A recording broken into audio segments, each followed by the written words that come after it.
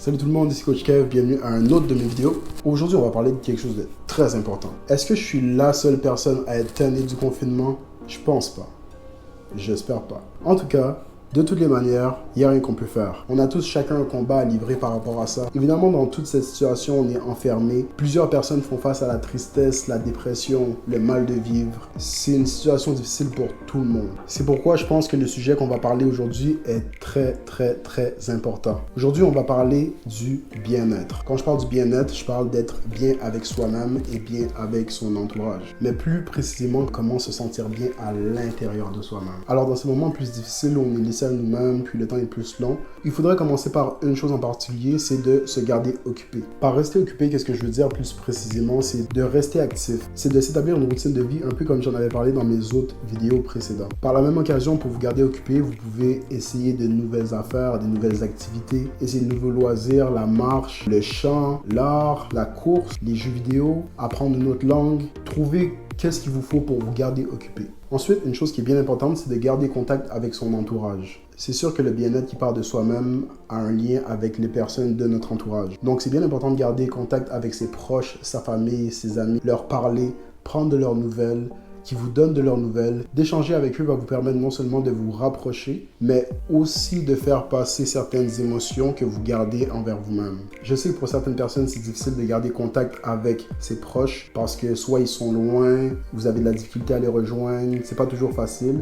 Mais qu'est-ce que vous pouvez faire, c'est utiliser les réseaux sociaux. Les réseaux sociaux nous permettent d'avoir accès à tout le monde en tout temps. Donc on connaît tous les réseaux sociaux spéciaux comme Facebook, Instagram, Twitter. Bref, peu importe les réseaux sociaux, essayez de trouver un moyen de garder contact avec votre entourage. Les réseaux sociaux vous permettent aussi d'avoir un contact avec une certaine communauté. Une communauté de personnes avec lesquelles vous avez quelque chose à partager. L'avantage d'une communauté, surtout sur les réseaux sociaux, c'est que vous pouvez tous partager en même temps ce qui est important pour vous. C'est pas à négliger, guys. Ce qui peut paraître insignifiant pour vous peut être très important pour quelqu'un d'autre. Puis si vous partagez les situations difficiles que vous vivez, ça peut aussi permettre à d'autres personnes de passer par-dessus ces situations-là. Donc les réseaux sociaux, une communauté, pourquoi pas. De plus, guys, si vous en avez beaucoup à l'intérieur puis vous devez absolument le partager, c'est important d'aller chercher de l'aide, que ce soit un psychologue, que ce soit à l'hôpital, que ce soit à l'urgence. Il y a toujours des gens pour nous aider. Ayez pas peur de demander de l'aide. Des amis proches, des amis éloignés, des collègues de travail. Si vous avez un problème puis que vous avez quelque chose à l'intérieur, parlez-en, c'est très important.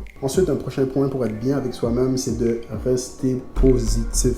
Rester positif. Je sais que c'est difficile à entendre, on se le fait souvent dire, comme quoi c'était quelque chose de facile, comme quoi c'était quelque chose d'obligatoire, mais c'est très important de rester positif, de garder des pensées positives, de trouver du positif dans le négatif, de voir la bonne part des choses même quand c'est difficile. Puis dans tout ça, d'être reconnaissant de qu'est-ce qu'on a en ce moment. On entend souvent dire qu'il y a des situations qui sont beaucoup plus pires que les nôtres. Dans les faits, il y a toujours une situation plus pire que la nôtre. Alors, aussi bien être reconnaissant de qu'est-ce qu'on a, parce que qu'est-ce qu'on a en ce moment, on peut le perdre n'importe quand. En conclusion, j'ai apporté 3 points très importants. De 1, gardez-vous occupé. Soyez curieux, ouvrez vos horizons, amusez-vous, trouvez des nouvelles choses à faire, trouvez de nouvelles occupations, puis par la même occasion, peut-être que ça va vous ouvrir la porte à de nouvelles opportunités. Qui sait? Deuxième point, communiquez avec votre entourage et vos proches. Prenez des nouvelles des autres, partagez, communiquez vos émotions. Ça va vous aider à être bien avec vous-même. Puis peut-être que vous allez aider quelqu'un d'autre à être bien avec lui-même aussi.